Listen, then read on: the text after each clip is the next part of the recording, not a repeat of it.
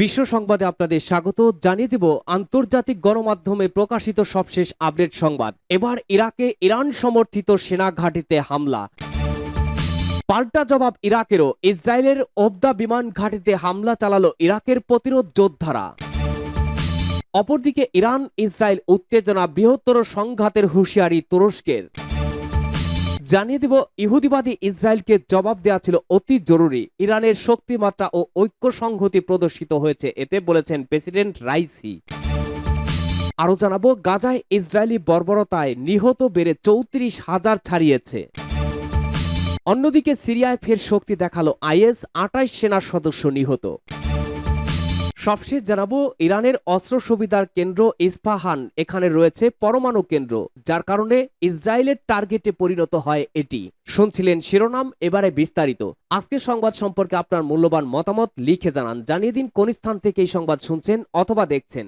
এবার ইরাকে ইরান সমর্থিত সেনা ঘাঁটিতে হামলা। মধ্যপ্রাচ্য ইরান ইসরায়েল সংঘাত যেন বেড়েই চলেছে। এবার হামলা হলো ইরাকের স্বায়ত্ত রাষ্ট্রায়ত্ত প্যারামিলিশিয়া বাহিনীর ওপরে। পপুলার মোবিলাইজেশন ফোর্সেস নামের এই প্যারামিলিশিয়া বাহিনী ইরানের মদতপুষ্ট এবং প্রধানত শিয়া সশস্ত্র গোষ্ঠীগুলোকে নিয়ে গঠিত। শুক্রবার গভীর রাতে এই হামলার ঘটনা ঘটে, এতে ব্যাপক বিস্ফোরণের আওয়াজ শোনা যায়। খবর রয়টার্সের। প্রতিবেদনে বলা হয়েছে ইরাকের রাজধানী বাগদাদের ৫০ কিলোমিটার দক্ষিণে অবস্থিত কালসো নামে একটি সেনা ঘাঁটিতে অবস্থানরত পপুলার মোবিলাইজেশন ফোর্সের সেনাদের ওপরে আকাশ থেকে বোমা হামলা হয়েছে। ইরাকি নিরাপত্তা বাহিনীর সূত্র জানিয়েছে বিমান থেকে এই হামলা চালানো হয়েছে। এই হামলায় পপুলার মোবিলাইজেশন ফোর্সেসের এক সেনা নিহত ও ৬ জন আহত হয়েছেন। আহতদের স্থানীয় হিলা শহরের একটি হাসপাতালে নেওয়া হয়েছে। এক বিবৃতিতে পপুলার মোবিলাইজেশন ফোর্সেসের এক বিবৃতি বলেছে বিস্ফোরণে বস্তুগত ক্ষতি ও হতাহতের ঘটনা ঘটেছে। এ ঘটনার তদন্ত করতে একটি দল কমিটি গঠন করা হয়েছে, তবে বিবৃতিতে হতাহতের সংখ্যা উল্লেখ করা হয়নি। এদিকে নাম প্রকাশে অনিচ্ছুক দুটি সূত্র জানিয়েছে কারা এই বিমান হামলার জন্য দায়ী তা জানা যায়নি, তবে যুক্তরাষ্ট্র এই হামলার দায় অস্বীকার করেছে। ইরাকে অবস্থানরত এক মার্কিন কর্মকর্তা বলেছেন ইরাকে কোনো মার্কিন সামরিক তৎপরতা ছিল না। এদিকে ইসরায়েলের ওবদা বিমান ঘাঁটিতে হামলা চালিয়েছে ইরাকের প্রতিরোধ যোদ্ধারা। ইরাকের ইসলামী প্রতিরোধ যোদ্ধারা ইহুদিবাদী ইসরায়েলের ওবদা বিমান ঘাঁটিতে হামলা চালিয়েছে। গতকাল শুক্রবার টেলিগ্রাম চ্যানেলে প্রকাশিত এক বিবৃতিতে এই হামলার ঘোষণা করেছে ইরাকের প্রতিরোধ যোদ্ধারা। বিবৃতিতে বলা হয়েছে দখলদারদের বিরুদ্ধে অব্যাহত প্রতিরোধের অংশ হিসেবে ও গাজায় আমাদের জনগণের প্রতি সমর্থন জানিয়ে এবং গাজায় দখলদার ইসরায়েল নারী শিশু যে বেসামরিক জনগণকে হত্যা করছে তার প্রতিবাদে ওবদা বিমান ঘাঁটিতে ড্রোন দিয়ে হামলা চালানো হয়েছে। প্রতিরোধ যোদ্ধারা বিবৃতিতে স্পষ্ট করে বলেছে ইহুদিবাদী ইসরায়েলি সেনাদের বর্বরতা ও আগ্রাসন বন্ধ না হওয়া পর্যন্ত এই ধরনের হামলা অব্যাহত থাকবে। গত ৭ই অক্টোবর গাজা ইসরায়েল যুদ্ধ শুরুর পর থেকে ইরাকের প্রতিরোধ যোদ্ধারা ইসরায়েলের বিভিন্ন সামরিক স্থাপনার লক্ষ্যবস্তুর ওপরে হামলা চালিয়ে আসছে। ইহুদিবাদী ইসরায়েলের বর্বর আগ্রাসনে এ পর্যন্ত গাজায় ৩৪,০০০-এর বেশি ফিলিস্তিনি শহীদ হয়েছেন। ইরান ইসরায়েল উত্তেজনা, বৃহত্তর সংঘাতের হুঁশিয়ারি তুরস্কের। মধ্যপ্রাচ্য ইরান ও ইসরায়েলের উত্তেজনা বৃহত্তর স্থায়ী সংঘাতে পরিণত হচ্ছে বলে সতর্ক করেছে তুরস্ক। উভয় দেশকে উত্তেজনা না বাড়ানোর আহ্বান জানিয়েছে দেশটি। শুক্রবার ১৯ এপ্রিল এ বিষয়ে উদ্বেগ জানিয়ে তুরস্কের পররাষ্ট্র মন্ত্রণালয় এক বিবৃতিতে এই আহ্বান জানায়। বিবৃতিতে বলা হয়েছে চলমান উত্তেজনা বৃহত্তর সংঘাতে গড়াতে পারে। বিবৃতিতে মন্ত্রণালয় বলেছে সর্বশেষ পরিস্থিতির আলোকে চলমান উত্তেজনা স্থায়ী সংঘাতে পরিণত হচ্ছে। দামেস্কে ইরানি দূতাবাসে ইসরায়েলের বেআইনি হামলার মাধ্যমে এই উত্তেজনার সূচনা হয়েছে।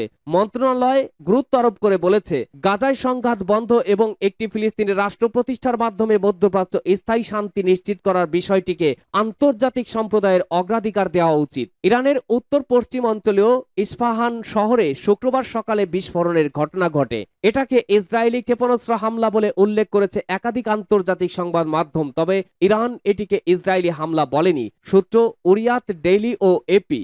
ইহুদিবাদী ইসরায়েলকে জবাব দেওয়া ছিল অতি জরুরি, বলেছেন প্রেসিডেন্ট রাইসি। ইরানের শক্তিমাত্রা, ঐক্য ও সংহতি প্রদর্শিত হয়েছে। ইহুদিবাদী ইসরায়েলের সামরিক ঘাঁটিগুলো লক্ষ্য করে গত ১৩ই এপ্রিল ইরানের সশস্ত্র বাহিনী যে প্রতিশোধমূলক হামলা চালিয়েছে আবারও তার ভূয়সী প্রশংসা করেছেন প্রেসিডেন্ট সৈয়দ ইব্রাহিম রাইসি। তিনি বলেছেন এই ঘটনায় ইরানের শক্তিমাত্রা প্রদর্শিত হয়েছে এবং এটি ছিল অবৈধ ইসরায়েল সরকারের বিরুদ্ধে একটি অতি জরুরি জবাব। রাইসি শুক্রবার ইরানের উত্তরাঞ্চলীয় সেনমান প্রদেশের দামকান শহরে এক জনসভায় ভাষণ দিতে গিয়ে এই মন্তব্য করেন। ইহুদিবাদী ইসরায়েল গত ১ এপ্রিল সিরিয়ার রাজধানী দামেস্কে ইরানি কনসুলেট ভবনে যে বিমান হামলা চালিয়েছিল তার জবাব দিতে 13 এপ্রিল রাতে ইসরায়েলের সামরিক ঘাঁটিগুলো লক্ষ্য করে শত শত ক্ষেপণাস্ত্র ও ড্রোন নিক্ষেপ করে তেহরান। এ সম্পর্কে প্রেসিডেন্ট রাইসি বলেন, সত্য প্রতিশ্রুতি নামের ওই অভিযানে ইরানের শক্তিমত্তা ও ঐক্য সংহতি প্রদর্শিত হয়েছে। সর্বোচ্চ নেতা আয়াতুল্লাহ উল উজমা খামেনি বলেছেন, তার নেতৃত্বে ইরানি জনগণ যে ঐক্যবদ্ধ রয়েছে তা প্রমাণিত হয়েছে। ইরানি প্রেসিডেন্ট বলেন, সকল রাজনৈতিক পক্ষ মনে করে যে অতি জরুরি এই প্রতিশোধমূলক হামলা ইরানের জন্য সম্মান বয়ে এনেছে। ইরানের শত্রুরা এদেশের উন্নতি ও অগ্রগতি সহ্য করতে পারে না, পারলেও ইরানি জনগণ সকল ক্ষেত্রে উন্নতির শিখরে পৌঁছাতে বদ্ধপরিকর বলে তিনি উল্লেখ করেন। গাজায় ইসরায়েলি বর্বরতায় নিহত 34,000 ছাড়িয়েছে। গাজায় ইসরায়েলি বর্বরতায় এ পর্যন্ত 34,012 ফিলিস্তিনি শহীদ হয়েছেন। আহত হয়েছেন 76,833 জন। স্বাস্থ্য মন্ত্রণালয় বলেছে, গেল 24 ঘন্টায় গাজায় 42 জন নিহত হয়েছেন। আহত হয়েছেন আরও 63 জন। খবর আল জাজিরার। গত বছরের 7ই অক্টোবর ইসরায়েলে হামলা চালায় হামাস। এতে 1,193 জন নিহত হন। আহত হন 8,730 জন। হামাস ইসরায়েলে প্রায় 250 জনকে জিম্মি করে। ইসরায়েল পরে গাজায় হামলা শুরু করে। গাজায় ইসরায়েলি যুদ্ধ শুরুর পর থেকে অধিকৃত পশ্চিম তীরের ফিলিস্তিনিদের ওপরে নির্যাতনের ঘটনা বেড়েছে। গাজা যুদ্ধ শুরুর পর থেকে এই পর্যন্ত অধিকৃত পশ্চিম তীরে 468 জনের প্রাণ গেছে। আহত হয়েছেন অন্তত 4,800 জন। জাতিসংঘের নারী বিষয়ক সংস্থা বলছে, যুদ্ধে নিহতদের 1/3 নারী। অন্তত 10,000 নারী এ যুদ্ধে নিহত হয়েছেন। এছাড়া গত 6 মাস ধরে চলা এই ইসরায়েল হামাসের যুদ্ধে অনেক শিশুও নিহত হয়েছেন। সিরিয়ায় ফের শক্তি দেখালো আইএস। 28 সেনা সদস্য নিহত। সিরিয়ায় পৃথক দুটি হামলায় 28 সেনা নিহত হয়েছেন। জঙ্গি গোষ্ঠী ইসলামিক স্টেট আইএস এই হামলা করেছে। এর মধ্য দিয়ে আবারও শক্তির জানান দিল গোষ্ঠীটি। দ্য ন্যাশনাল নিউজের প্রতিবেদনে বলা হয়, দেশটির মানবাধিকার সংস্থা সিরিয়ার অবজারভেটরি ফর হিউম্যান রাইটস শনিবার এই তথ্য জানিয়েছে। তারা জানায়, শুক্রবার সিরিয়ার পূর্ব অঞ্চলীয় প্রদেশ হোমসে সেনা সদস্যদের বহনকারী একটি বাসকে লক্ষ্য করে হামলা চালানো হয়। এতে ওই বাসের 22 জন যাত্রী সবাই নিহত হন। নিহতরা সিরীয় সরকারপন্থী কুদস ব্রিগেডস সেনা। এসব যোদ্ধা জাতিগতভাবে ফিলিস্তিনি। কুদস ব্রিগেডস দামেস্কের মিত্র মস্কোর আর্থিক ও সামরিক সহায়তা পেয়ে আসছে। একই দিন সিরিয়ার পূর্ব অঞ্চলীয় শহর আল বোকামালের একটি সামরিক ঘাঁটিতে হামলা হয়। ওই হামলায় 6 সিরীয় সেনা নিহত হন। সিরিয়া এবং ইরাকে 2014 সালে আইএস এর উত্থান ঘটে। তারা দুই দেশের বিশাল ভূখণ্ড দখলে নিয়ে স্বাধীন রাষ্ট্র ঘোষণা করে। পরে বিভিন্ন দেশের অভিযানে 2019 সালে সিরিয়ার পরাজিত হয়, কিন্তু তাদের চোরাগোপ্তা হামলা চলছিল। এর আগে মার্চ মাসে আইএস এর জঙ্গিদের হামলার পূর্ব সিরিয়ার মরুভূমিতে 8 জন সিরীয় সেনা নিহত হন। ইরানের অস্ত্র সুবিধার কেন্দ্র ইস্পাহান, যার কারণে ইসরায়েলের যত ভয়। ইরানের কেন্দ্রে অবস্থিত গুরুত্বপূর্ণ শহর ইস্পাহান রাজধানী তেহরানের দক্ষিণে প্রায় 350 কিলোমিটার দূরে অবস্থিত। শহরটি পারমাণবিক স্থাপনা এবং সামরিক বিমান ঘাঁটির আবাসস্থল। সামরিক গবেষণা ও উন্নয়নের স্থাপনা এবং সামরিক ঘাঁটি সহ বেশ কয়েকটি গুরুত্বপূর্ণ অবকাঠামো রয়েছে। এছাড়াও ইরানের সবচেয়ে পরিচিত নাটানজ ইউরেনিয়াম সমৃদ্ধকরণ প্লান্টও এই শহরটিতেই অবস্থিত। এছাড়া এখানে ক্ষেপণাস্ত্র উৎপাদনের বিশাল কমপ্লেক্সও রয়েছে বলে জানা যায়। দেশটির বেশ কিছু সামরিক ঘাঁটিও শহর ইস্পাহান।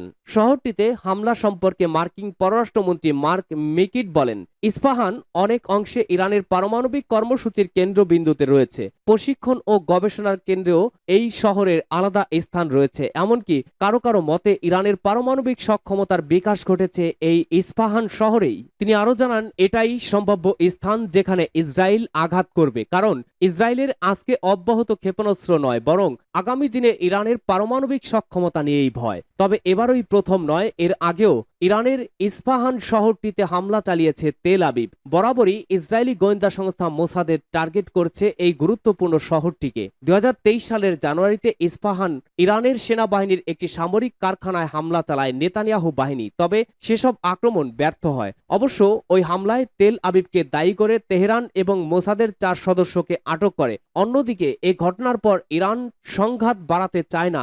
ইসরায়েলকে এই বিষয়টি জানিয়েছে রাশিয়া। শুক্রবার এক সাক্ষাৎকারে এমন দাবি করেছে রুশ পররাষ্ট্রমন্ত্রী সের্গেই ল্যাভরভ। মার্কিন বার্তা সংস্থা এপি এ খবর জানিয়েছে। সরাসরি প্রকাশিত এক সাক্ষাৎকারে ল্যাভরভ বলেছেন, রুশ কর্মকর্তারা ইরান ও ইসরায়েলের সঙ্গে যোগাযোগ রাখছেন। ইরানে ইসরায়েলি ড্রোন হামলার পর তিনি বলেছেন, আমরা এসব কথোপকথনে স্পষ্ট করেছি এবং ইসরায়েলিদের বার্তা পৌঁছে দিয়েছি যে ইরান সংঘাত বাড়াতে চায় না। তিনি বলেছেন, আন্তর্জাতিক আইনের লঙ্ঘন ও একটি কূটনৈতিক মিশনে হামলার জবাব না দিয়ে উপায় ছিল না ইরানের, কিন্তু তারা সংঘাতের তীব্রতা বাড়াতে চায় না। ইরানে ইসরায়েলের প্রতিশোধমূলক হামলা নিয়ে লেবাননে যুক্তরাষ্ট্রের সাবেক রাষ্ট্রদূত টম ফ্লেসার বলেছেন, পুরো বিষয়টি এখনো বেশ অস্পষ্ট।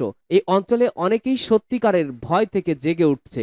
বোঝা যাচ্ছে ইসরায়েল ইরানের সঙ্গে জুয়া খেলা চালিয়ে যেতে চায়।